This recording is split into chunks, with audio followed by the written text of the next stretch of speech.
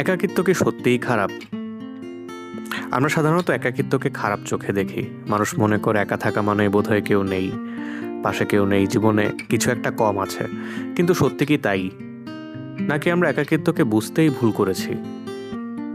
একাকিত্ব আর নিঃসঙ্গতা এক জিনিস না। এটা খুব গুরুত্বপূর্ণ একটা পার্থক্য। নিঃসঙ্গতা হলো যখন তুমি ভিড়ে থেকেও ভেতরে ভেতরে ফাঁকা বোধ করো। আর একাকিত্ব অনেক সময় হতে পারে নিজের সঙ্গে একটু সময় কাটানো, নিজের চিন্তাকে শোনা, নিজের ভেতরের শব্দগুলোকে চিনে নেওয়া। সবাই যখন ব্যস্ত তখন একা বসে থাকা ভয়ঙ্কর মনে হতে পারে, কারণ তখন বাইরে থেকে কোনো শব্দ থাকে না, কিন্তু ভেতরের প্রশ্নগুলো জেগে ওঠে। তখন মনে হয়, আমি কি ঠিক আছি? আমার জীবনে কি সত্যি আমাকে কেউ বোঝে? আমি কি সবার থেকে পিছিয়ে পড়লাম? আমার সাথেই কেন এমন হচ্ছে? কিন্তু আসলে এই প্রশ্নগুলোই কখনো কখনো মানুষের আসল পরিচয় খুলে দেয়। মানুষ যখন সবসময় ব্যস্ত থাকে তখন অনেক কিছু এড়িয়ে যায়। নিজের ভয়, নিজের দুর্বলতা, নিজের অনিশ্চয়তা, এসবের মুখোমুখি হওয়া সহজ না। কিন্তু একাকিত্ব মানুষকে বাধ্য করে নিজেকে দেখতে। আর নিজেকে দেখা সহজ কাজ না, কারণ আয়নায় শুধু মুখ দেখা যায় না, অনেক সময় ভেতরের সত্যটাও দেখা যায়। আমরা অনেকেই ভাবি একা থাকলে বুঝি সমস্যা, কিন্তু সত্যি বলতে একা থাকা আর নিজেকে নিয়ে অস্বস্তিতে থাকা এক জিনিস না। একজন মানুষ একা থেকেও শান্ত হতে পারে, আবার অনেক মানুষের মাঝেও ভেঙে পড়তে পারে। তাহলে সমস্যা কোথায়?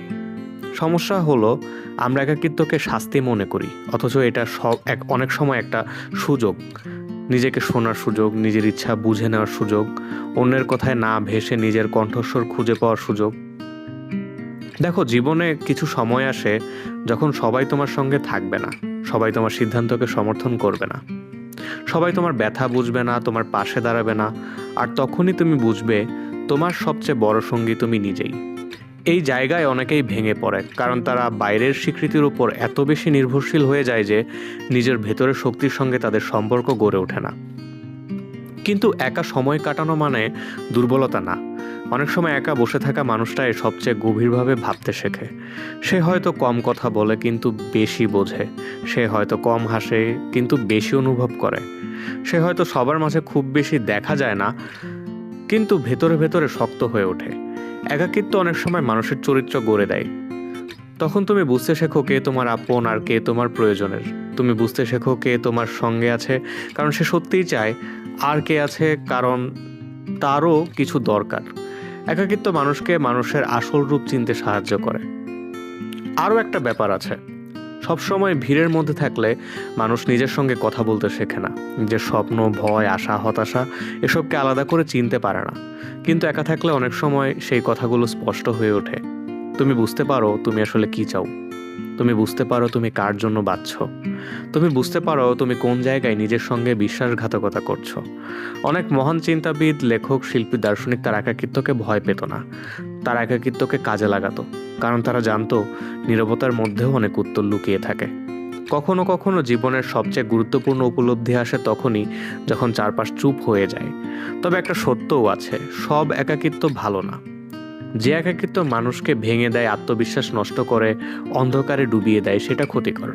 আর যে একাকিত্ব মানুষকে গুছিয়ে নিতে, ভাবতে আর নিজেদেরকে বুঝতে সাহায্য করে, সেটাই উপকারী। মানে একাকিত্ব নিজে ভালো বা খারাপ না, এটা নির্ভর করে তুমি এর সঙ্গে কিভাবে সম্পর্ক তৈরি করছো। যদি তুমি একা সময় কাটিয়ে নিজেকে আরো ভালোভাবে চিনতে পারো তাহলে সেটা শক্তি। আর যদি তুমি একা হয়ে নিজের মধ্যে আরো বেশি শান্তি খুঁজে পাও, সেটা আশীর্বাদ। আর যদি তুমি একা হয়ে নিজের কাছ থেকে পালাতে শুরু করো তাহলে সেটা সংকেত যে তোমার ভেতরে কিছু একটা ঠিক নেই। এজন্য একা থাকার ভয়টা জয় করা জরুরি। কারণ যে মানুষ নিজের সঙ্গে থাকতে পারে না সে অন্য কারোর সঙ্গেও সত্যিকারের শান্তি পায় না। সে সবসময় বাইরের ভরসা খোঁজে, আর বাইরের ভরসা সবসময় স্থায়ী হয় না। নিজের সঙ্গে বন্ধুত্ব গড়ে তোলা জরুরি। নিজেকে সময় দাও, হাঁটো, লিখো, চিন্তা করো। কখনো শুধু চুপচাপ বসে থেকো না। সব কিছুতে উত্তর খুঁজতে যেও না। কিছু অনুভূতি শুধু অনুভব করে যেতে হয়। একাকিত্বকে ভয় না পেয়ে তাকে বুঝতে শেখো, কারণ অনেক সময় তুমি যে নীরবতাকে ভয় পাচ্ছ সেই নীরবতার ভেতরেই তোমার সবচেয়ে সত্যিকারের উত্তর লুকিয়ে থাকে। আর সবচেয়ে গুরুত্বপূর্ণ কথা হলো, তুমি একা মানেই তুমি একা নও। তোমার ভেতরে তোমার অভিজ্ঞতা আছে, তোমার লড়াই আছে, তোমার ভেতরে তোমার বেঁচে থাকার গল্প আছে। আর এই গল্পই একদিন তোমাকে এমনভাবে গড়ে তুলবে যেভাবে ভিড় কখনো গড়ে তুলতে পারে না। একাকিত্ব শেষ কথা না, এটা কখনো কখনো শুরু, নিজেকে চেনার শুরু, নিজেকে ক্ষমা করার শুরু, নিজেকে নতুনভাবে গড়ার শুরু। তাই একা থাকাকে সবসময় ভয় পেও না, কারণ নীরবতার মধ্যেই অনেক সময় সবচেয়ে বড় উত্তরগুলো লুকিয়ে থাকে।